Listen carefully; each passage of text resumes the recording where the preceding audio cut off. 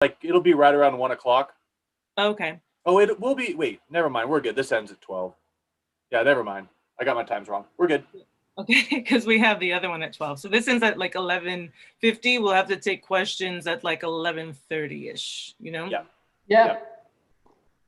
Does that work for you, JOANIE? Yeah, of course, and also, yeah, we can, like, I'm used to accelerate parts or stop, or so anything you feel would be convenient for your format. Just you can tell me at any time, like, oh, we have question in a minute or whatever. So Okay. yeah. Awesome. So, I've sent the link to you, Coldy, in our chat. Okay, I got it.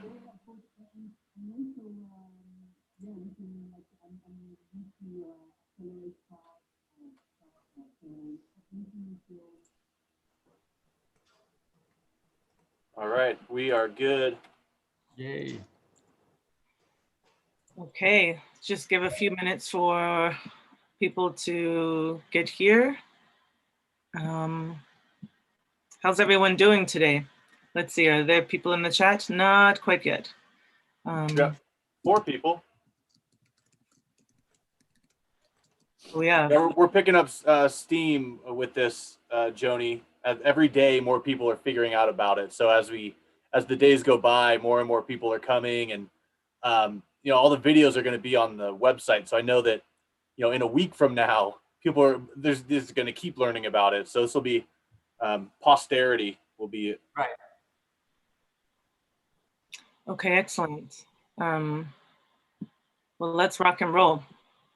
Hello, welcome to day 4 of Crypto Art Week. I am your host, Lady Phoenix, joined by Coldy and JOANIE LEMERCIER.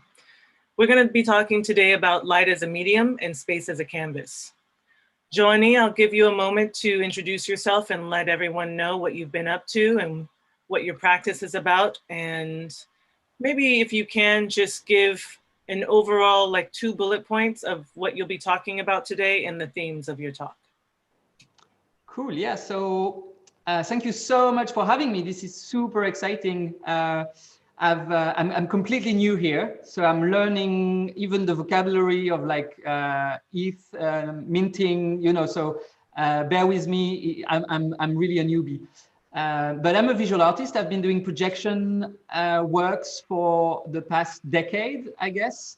I do mostly projection mapping and installations in festivals and music festivals, but also now a bit in galleries and in the sort of regular art markets. So maybe what I can do is do like a quick overview of my work to let you know where I'm coming from. So that's going to be the sort of large scale projection. Then I can show you the space around me. I'm very lucky to be in a big studio space with a lot of projections. There's a big projection room. There are like artworks around. So that's going to be a short, like 5-10 minutes tour visit. And then I guess I can show you some early crypto artworks I've been working on for like a couple of minutes.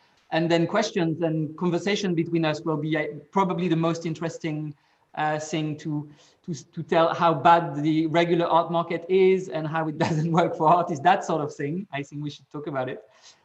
So yeah, I guess that's gonna be it. Wonderful. And before you get going, I just want to you know, I found your stuff on Rarible, and I think it was one of your first tokens, and I heard about it from Mario Klingemann. Right. And you know, when he vouched, he said check JOANIE out. I was like, okay, there's no question. You know, like the vetting, and then I checked out what you were making, and it blew my mind.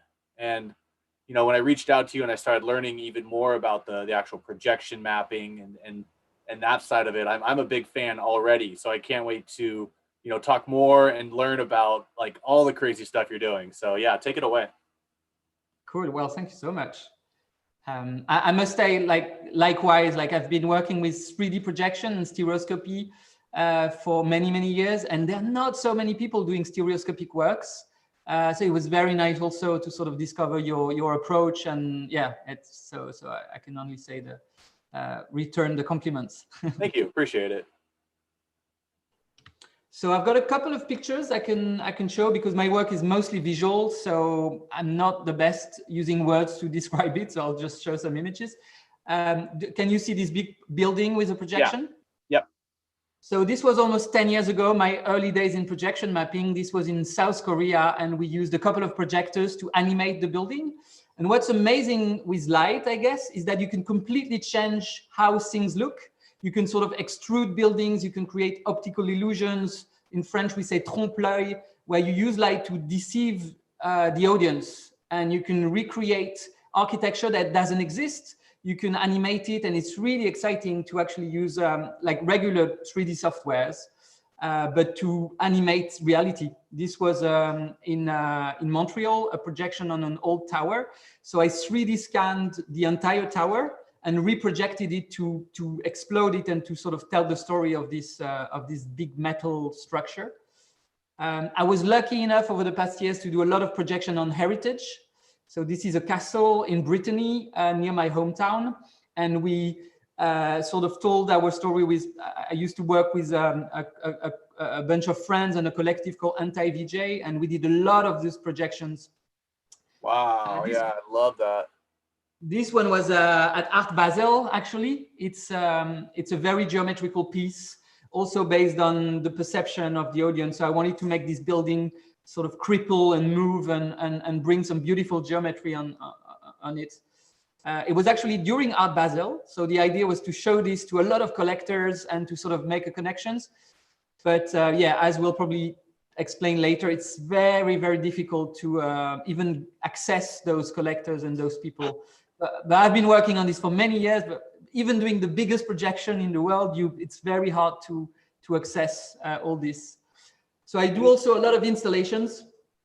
And just to jump in for a sec, you know, just it's kind of the artist's life, right? Where you know you're doing really important stuff, and it's just fascinating to you, but it takes a while for the world to catch up sometimes, right? So, and I think that's the beautiful thing. Like you're executing on a super high level. It's not like it's child's play. It's professionally done, and the collectors are the ones who lost out, right? They could have had a piece from way back when, but you know, it's good for you. You know, your brand has been built for 10 years, and now you're just continuing to excel. That's really cool to see.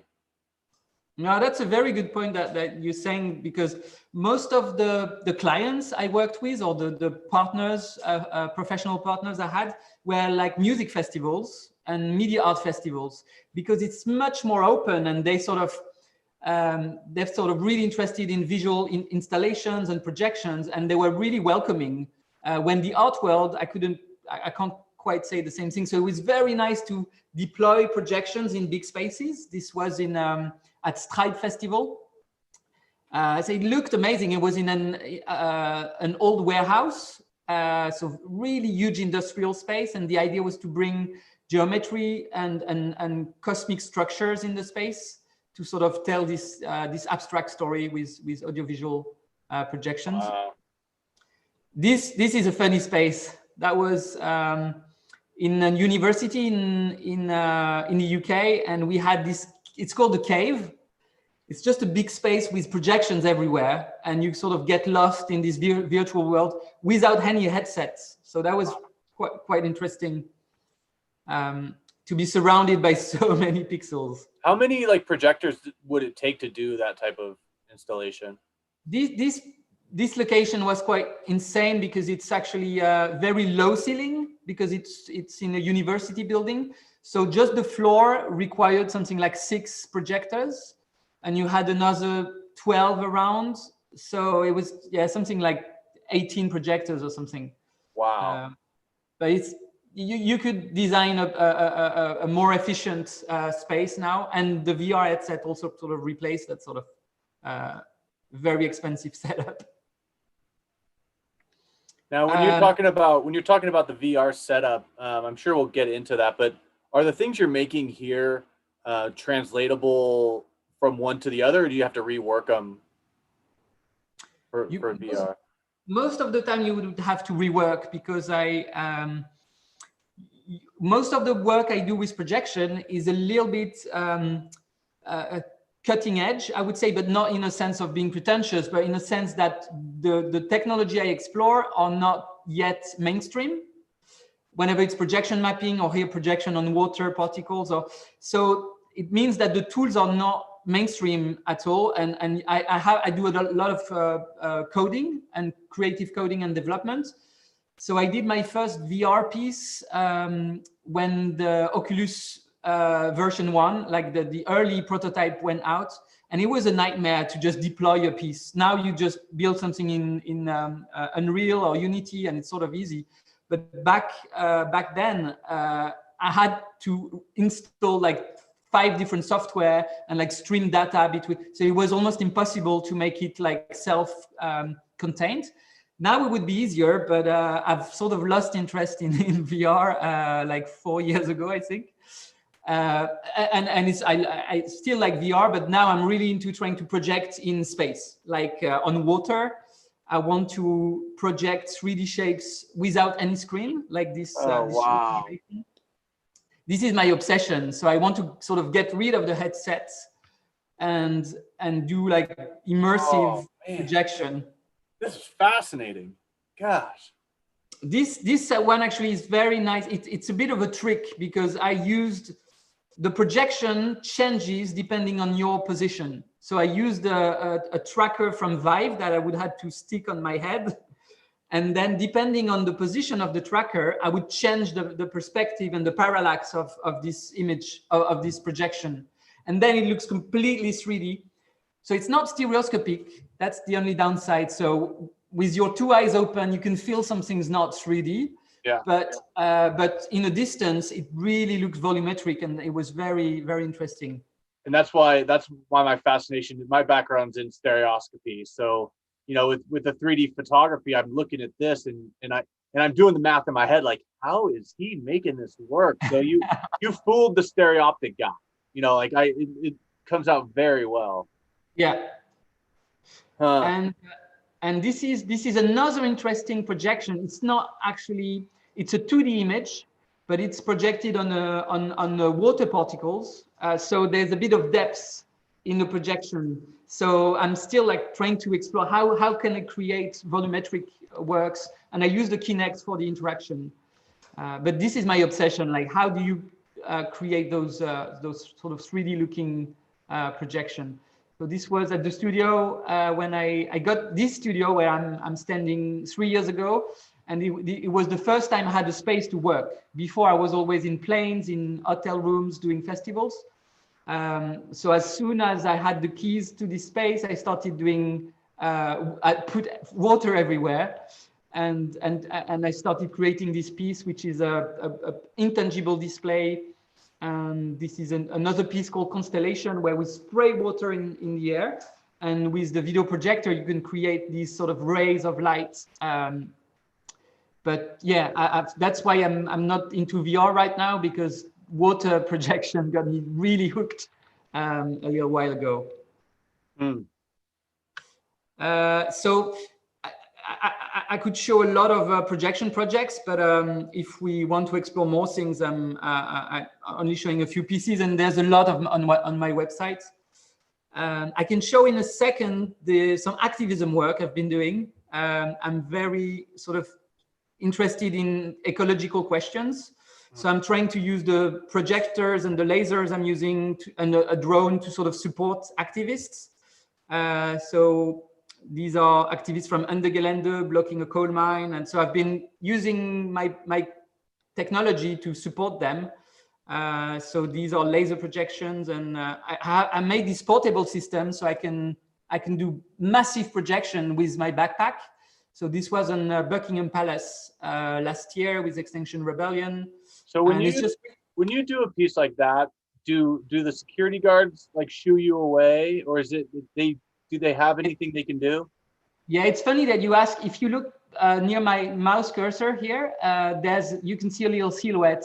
That's actually the Secret Services running towards me, because they can see a bright light, but they don't understand what's going on. Okay. But actually, projection is amazing, because once you press the off button, it's gone, and there's nothing really that to be afraid of. So I get along with a lot of projection. This was on the Parliament in London, and I did the same thing, like projection for 5 minutes. We took a lot of pictures, and then once you turn it off, then it's gone, and there's not really any offense.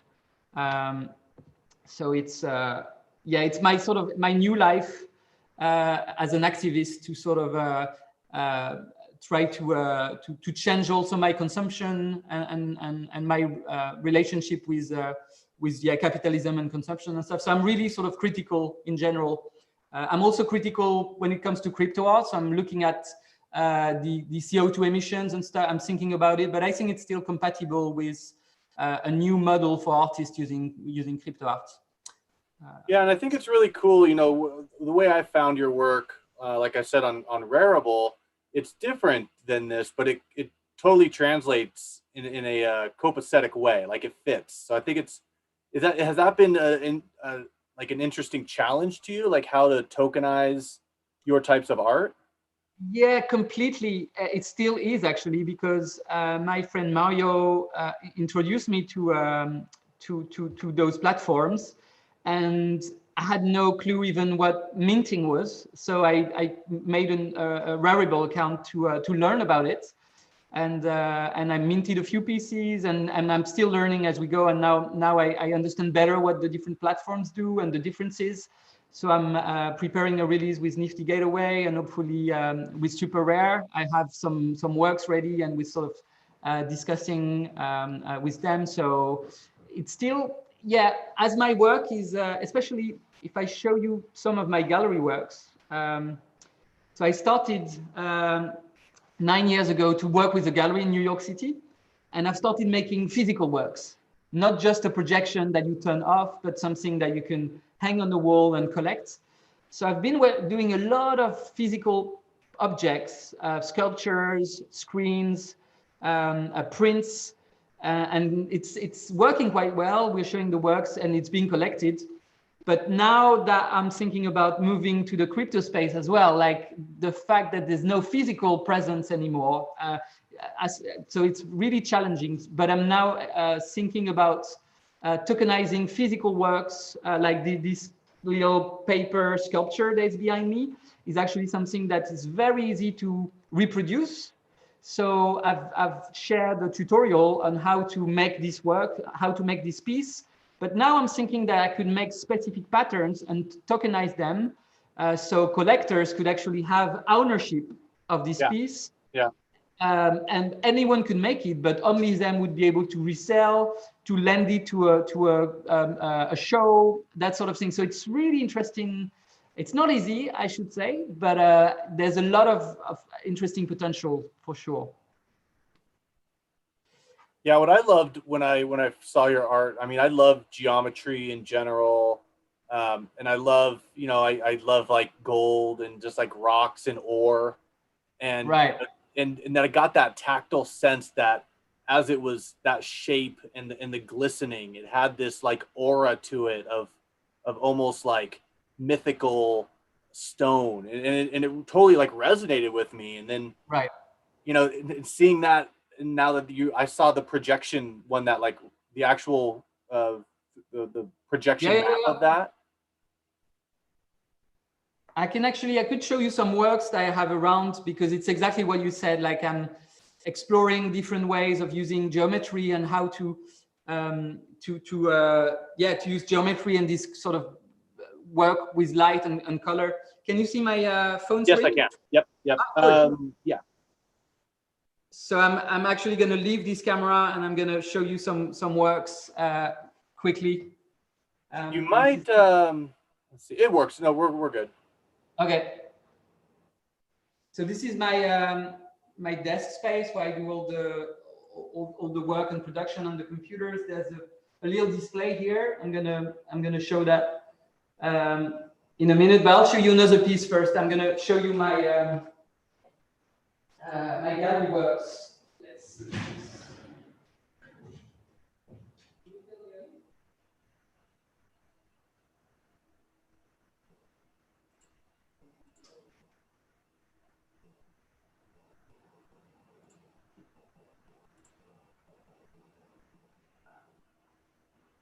You know, let's I'm actually on the Zoom, on the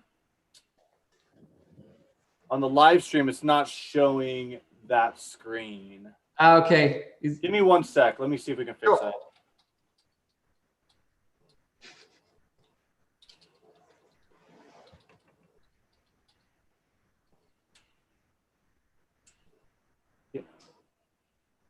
Wow, yeah, that's beautiful.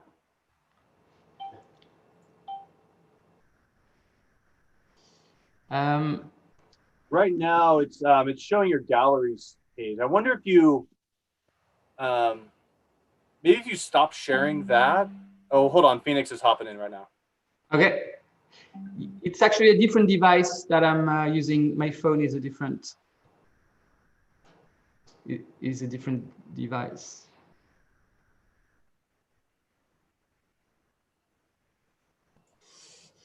Hello, Joannie. Hold on 1 second, okay?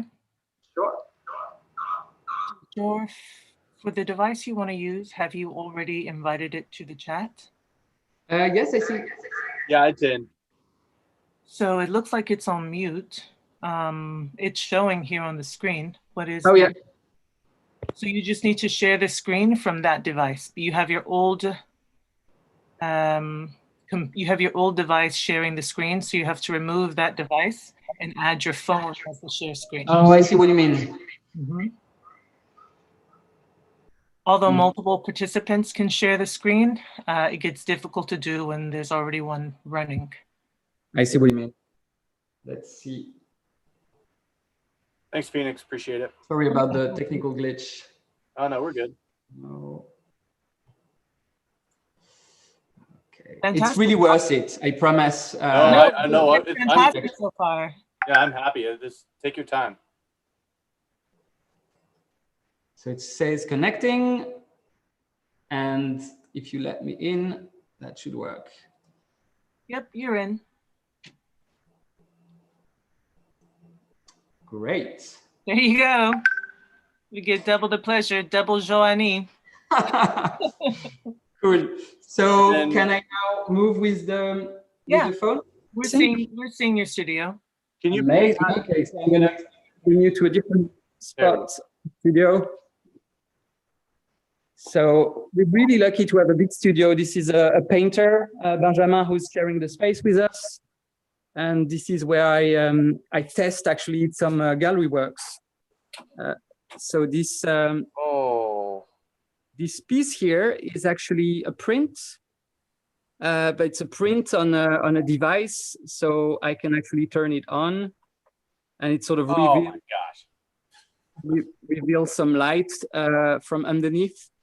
And what I do when I do physical works, what I love is to have like a physical object with a drawing and with something that you can see. And also when you turn it on, then the light sort of comes, it looks like it's coming from the inside, and it's very nice to make it, to sort of play with the audience perception. That's what. Is that a built-in like light? Is that a programmed light, or how is that shining through there? So the secret is actually, don't You don't have to tell me your secrets. I'm just curious. No, it's okay. It's actually a screen. It's a monitor that I deassemble, and then I print it, and then I reassemble the monitor. So it's like a screen with a print on it. Gosh, so good, so good. You can see here the sort of how it looks with it's an old one. But this one is also a print with geometry, and I'm using the light to sort of animate it all. And here is a sort of similar work. It's not geometrical, it's more about nature. This is a generative print of, I used noise functions to create this landscape. And then there's a projection that sort of brings light and sort of tells a story of this imaginary landscape. See the light is coming in. This is really fantastic stuff. And next door, another thing I wanted to show you next door is the projection space. We have to rehearse the big projects, and it's not on yet. It's going to take a second. But I use a MadMapper to do the projection mapping, and we have this big projection space to sort of rehearse projects and that sort of thing. Can you still hear me okay? Yep, I can hear you fine. Wow, cool. I love this all. It's great. We're super lucky to have a lot of space to rehearse and to create the projects before we bring them to festivals and events. So yeah, this is a projection room. And then we have a new space here with another print I've been working on. Also, it's very geometrical, a little bit like the piece you mentioned. I work a lot with very sort of simple geometry and very sort of minimal aesthetics, I guess. And I'm going to show you one last piece before I discuss more like crypto ideas.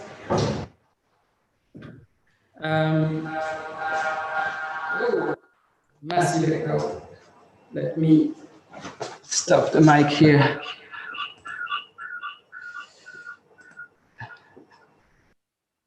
Okay, should be better. And this is another piece. This is a projection on a little sculpture, I should say. So it's the small scale version of something, of an exhibition we're working on that will be in Spain at the beginning of next year. So again, like very basic work on lines and grids and projections. I love it that you know, it might be like basic in your mind, but you know, just seeing that on a table in a gallery, and you know, it's fascinating, man. I'm a big fan of that. It looks just the highlights, like that little lines floating across. It's mesmerizing. Thank you so much. But yeah, you can tell that this is not easy to tokenize because it's so three-dimensional, and you know there's a physical object here. So I'm sort of thinking, and if there are any viewers or people listening that have ideas or maybe advice for physical objects and to sort of distribute these works on those platforms, that'd be really interesting to hear some ideas. Yeah, we actually have a panel coming up after this later on. That's mixed reality, AR and VR. Right. That's right up your alley. Oh my gosh. Yeah, so this is a new series I'm working on. They're called Polyblocks. I think you were actually one of the very early collectors of the first iteration. So I must say you really motivated me to work on that series. And what you see here is just a test I'm working on the Platonic Solids. It's like 5 shapes where each of the faces has the same number of sides. These are called the Platonic Solids, and I'm just doing a lot of research on these objects, and also the sort of symbolic aspects. These shapes were considered to be very special by Plato, and he sort of associated each of these objects to a different force. Oh my gosh! So I'm sort of reading a lot about Plato's and those Platonic solids. I'm big into kind of like sacred geometries and some of the different ways, like tetrahedrons, all the different building blocks, and you know, this, God, so fascinating. I love this stuff. Thanks. So this is actually you can't see any cables, which I really like. So this is actually a frame. I'm exploring different ways to show the crypto art, and this is just like a regular frame with paper. And what the light you see here is actually a projection. So I think when people buy those works, I will give like a sort of tutorial on how to create this display. I love the fact that there's no cable around, so it really looks like it's floating. The black paper helps a lot also to bring the contrast. Wow. So yeah, that's the, I guess, the early research, the early pieces of crypto art I've been working on. And I'm also working on this new work. Let me see if I can bring the screen back on. It's also a geometric composition. And I've been working like super high res, working on this composition to sort of dive into the details. And this sort of geometric composition looks like both like something abstract, but also like a city with buildings and with spaces that you'd like to explore. And so I'm working actually in 8K on this work. And when you zoom out, this piece is made only with cubes, but when you zoom out, the light actually reveals a circular shape. And I really love this idea that you can confuse the viewer's perception, and there's no circle on this piece, but the light actually creates a new shape by just lighting up some parts. So here's kind of a random question. What were you doing before you were doing this type of stuff? You know, what was your foundation? Like, how'd you get into this? You know, I think it's mostly I was self-taught. My mom was an art teacher when I was really young. So I started doing arts and using computers from my younger age. So I think that's what sort of brought me to, I've never stopped making arts using computers since I was, I think, 6 years old or something. So I would say, yeah, that's my background, is just learning from the internet and from like failing and trying again. I think was the best way for me to learn those things. I'm the same way. Yeah. Yeah, I was about to ask, how did you get into stereoscopy in particular, and what sort of, how did you get there, and what brought you to this medium?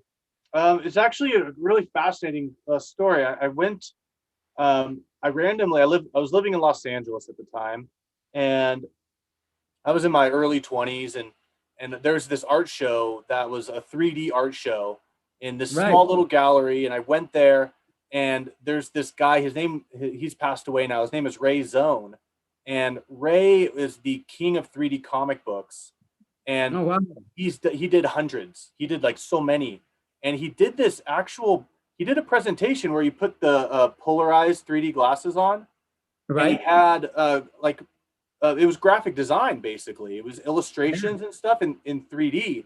And as soon as I saw that, it was that my life literally changed in that moment when I saw that. And, you know, he did an album cover for Tool. He won a Grammy for it. So I learned from him. I took classes from him.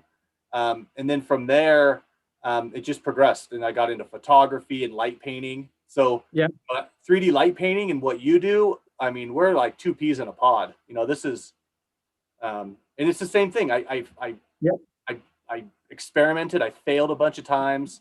I tried to fix my process, and then each time you do a little bit better, right? And then, you know, you just keep trying new stuff.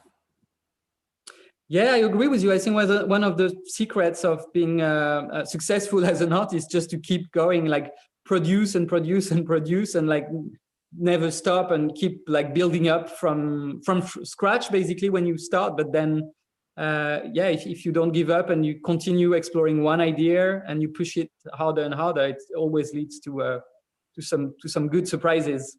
And I think you're kind of in a similar vein as me. When I came into the space, all my art was dependent on 3D glasses, or like a lenticular. You know what lenticulars are? Like I love lenticular. Yeah. So I do physical lenticular prints, and there's no way to tokenize that stuff. So I had to, that's how I started doing like a little animation, like rotation things, because I had to. There was no way to show my art. So what do you mean with parallax? You bring the third dimension by rotating or like moving the camera and doing the, Yeah. So it's fun to be challenged in a new way to like, how do I get my art out to people, even though they can't truly see it with the glasses? It's just, you know, it's fight or flight. You got to figure it out. And I think that's a great thing for being an artist. Yeah, but it's very interesting to see that you come also from a 3D creation, content creation, and you still manage to, like, your work translates in a crypto space. So it's encouraging to see that it's possible. Yeah, it's the same thing. If you look at the first couple ones I did with my portrait series of like Vitalik, they would be like literally the two GIF shift Right. back and forth. And that was my first attempt of movement, right? And Right. and I was like, oh my gosh, it's working. But then that's like step one. Then you're like, oh, so what do I do next? Right? So it's the same with you. Figure out a process and then keep pushing that process further and further. Yeah, absolutely. Oh, cool. So yeah, I guess that's a quick overview of the space, the studio here, and the different things I've been doing. But yeah, regarding crypto art now, it's I think I'm going to learn as I do, and I guess yeah, it's just by doing that you sort of figure out what works, what doesn't translate to the medium, and so I'm very excited also to hear some yeah, maybe some advice, some questions, and I think that's going to be very interesting exchanges. You know, there's one thing as well that is a game changer. We talked a little earlier with Lady Phoenix about how the art market is very hard to access. But now that we also have, it was announced in France and in Belgium that we are in complete lockdown again. Yeah, I saw that.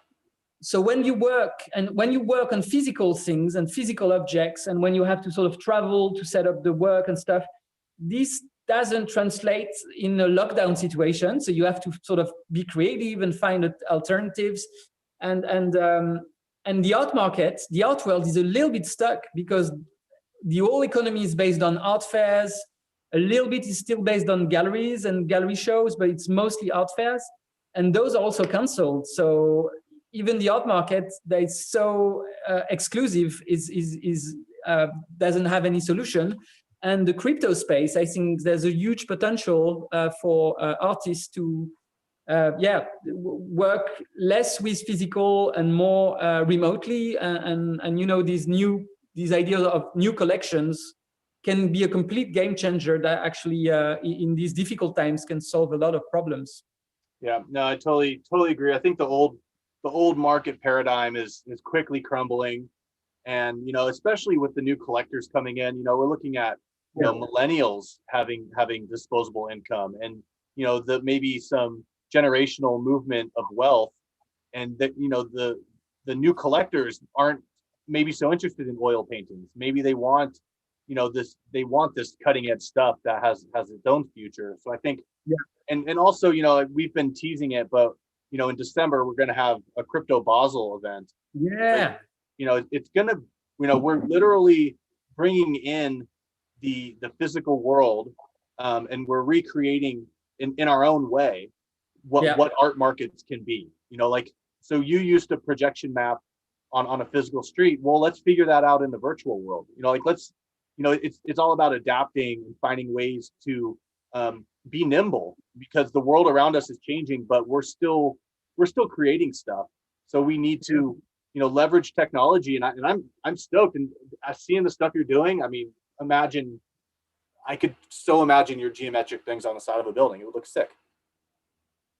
So I'm totally on board with you. It's exciting where we're going, and we have to do it. You know, we have to make the change we want to see. Yeah, absolutely. So I think, let me see what's going on. I think we have a couple more minutes. We have about, oh, here's Phoenix. Yeah. Welcome back. Hello. Yeah, I've been here the entire time. You're lurking. I'm supporting invisibly. Yeah, so on that note, thanks for dropping that, Coldy. I do think it's an opportunity, as JOANIE pointed out, to do something different and to show that the old clunky, heavy, and expensive and sort of alienating way that the world of art operated before can operate differently with these principles of inclusion, with these principles of innovation, with the principles of having a lighter footprint. Right? Because now we don't have to ship anything. There's nothing to insure, you know, because there's no damage or possibility of damage, right? There's nothing to install, really. I mean, an installation takes maybe 2 days. Like, Coldy, how long did it take you to put up the Beeple show from yesterday? Well, I mean, that was a light speed build. I mean, but it was done, you know, in pseudo 2 sittings. You know, it can be thrown up way quicker than anything else. So we have a real opportunity here to do something different and to do something wonderful within the digital space, within the crypto space. And if we can get everyone to the table, those who want to come to the table, those who are curious about learning, like you yourself are, to me, I think, a premier, you know, new media artist. And you mentioned earlier how new media, you know, has its own little bubble and its own little world, its own festivals and, you know, awards and such. What if we can make that circle bigger, right? And apply new media, if you will, to a grander or broader range of art and artists. I think that now is the time to really focus on inclusivity and innovation. Yeah. And if we can, you know, walk away from 2020 with those themes of inclusivity and innovation, I just feel we'll win, and we'll win big, because the majority of people will win instead of being left out of the winning circle. Yeah, absolutely. You're with like a formal gallery. What are some of the pros and deltas of being represented by a traditional gallerist? Well, to be honest, when I first met my gallerist in New York City, I didn't have any physical objects at the time. I was mostly working with projection for like events and like short time. So it's weird, but it was almost like a design process for me to make objects. You know, it was sort of required by the collectors or by the market to have an object, a physical object to sell. So it was strange to enter the art market with a design work or a design process, but it went quite well. And actually, now I'm really, really excited and really happy about the physical works. So the great side where that I had access to completely new audience, collectors and wealthy people that started investing in the works. And also I had a lot of really interesting feedbacks from them. A lot of them are very literate in terms of art, and we had a lot of, you know, these exchanges are very interesting. You wouldn't have much artistic conversation in a music festivals, you know, because it's late, people sometimes are drunk, and, you know, it's not the best place as opposed to like a gallery space or when you interact with a collector. So it was very interesting to have this sort of feedback. But then I slowly understood the struggles of medium and small galleries in the art world, because they have to pay horrendous fees to access the fairs.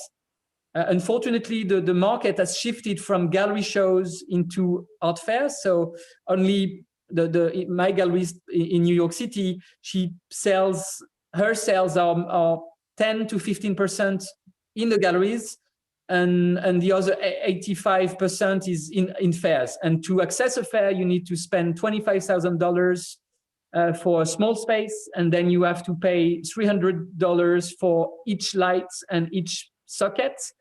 And you only have 2.5 days to show the work and to sell. And if you don't sell $50,000 worth of artworks, the gallery takes 50% and the artist takes 50%. So to break even, you need to do a 50K sale, which is a ridiculous amount of money to have at the end of the day zero. So if you want to make profit, you have to sell even more. So this sort of situation of being in a space where with so much financial pressure takes a lot of the beauty of arts, to be honest. It takes a lot away from the experience you have when you look at a piece. So yeah, the massive downside is the economic pressure that is put on the gallerist and also on the artist, because as an artist, you have to show your best work. It has to be the best. Otherwise, if it doesn't sell, you might not work with this gallery again. So I think the economic pressure is just insane for everyone. And even the organizers of Art Basel, they're sort of stuck in this sort of super high exclusive range. So they have to bring in like champagne brands, and it's all not healthy to create those discussions about art in these sort of spheres, inaccessible spheres, and in these little bubbles of privilege. So it's still fun. Like I loved selling works in art fairs, and I'm still selling those physical objects. It's nice, but it's gone a little too far in this sort of nonsense of exclusivity. And sometimes you feel like it's not really about the art. It's about how, it's about the value behind the name, or the value behind the, you know, the fuss. So I like to discover like a new space that's sort of free of all these things. The accessibility is amazing. You have to submit some works, of course, but the way you can start discussions with collectors, with other artists, with people running the platforms, that sort of direct access is something that's completely lacking in the art world. You can't, and if you enter the art market, you'll never ever talk to people running Art Basel, except if you're Jeff Koons or Anish Kapoor, then maybe you'll have a slot, you know. But so my point is that it's very nice to, everyone in the previous talk mentioned how welcoming the scene is and how open people are when it comes to discuss all the aspects, even the financial aspects, you know, the pricing, all these things can be discussed openly. When in the art market, the regular one, sometimes the prices are not even shown because the prices vary depending on which collector you talk to. And that's so unfair. So I like, yeah, the sort of welcoming and the discussions that emerge from the crypto scene. Again, like I'm new, like I'm not even a month old in the crypto art scene, but I'm trying to learn fast. Thanks to your discussions and panels, I'm learning quick. I think I'm learning really fast. Mario Klingemann has been a really, really great, of great help as well. And Murat Pak also gave me some tips. So it's very nice. And this is the first piece of crypto art I bought from Mario. It's the Manifesto of Void Art, and I think it's beautiful. It's AI generated, and I think it's a beautiful conceptual work. It's the first. I've known Mario for more than 10 years, and I've never had access to his work as a collector before, and now I'm a collector as well. So it's great. That's beautiful. We're gonna wrap it up, but I wanted to ask you 2 questions that you may want to just go to Twitter and leave your answer. That way the entire community can benefit from that discussion, just in case they're late to this live chat. The 2 questions are, you said that you're learning a lot, and we're really thankful for that, because that was the point of doing Crypto Art Week. The first question is, what would you like to learn that we haven't already mentioned or brought up? And or what would you like to learn more of or more about? And then the second question is, what would you like to see from a crypto gallerist moving forward? So you mentioned sort of the deltas of the traditional gallery system. What do you want to see in the future gallery system, the crypto gallery system? Answer those 2 things on Twitter. And JOANIE, say your Twitter for everyone. So my Twitter is JOANIE LEMERCIER. I'm gonna switch. You can see here. Perfect. So we'll go on from Crypto Art Advisor and name those 2 questions and tag you, but also answer them in your Twitter, and let's get the community in on this discussion. JOANIE, thank you so much for joining us. We greatly appreciate your time and you sharing your art with us and bringing us into your studio. And Coldy, thank you for being an awesome moderator. It was an awesome talk. There were so many good points brought up. I plan to go back and listen to it again. Join us at 12 o'clock for our next panel, which is XR and NFTs. Thank you. Thanks everyone. Thank you, JOANIE. Peace.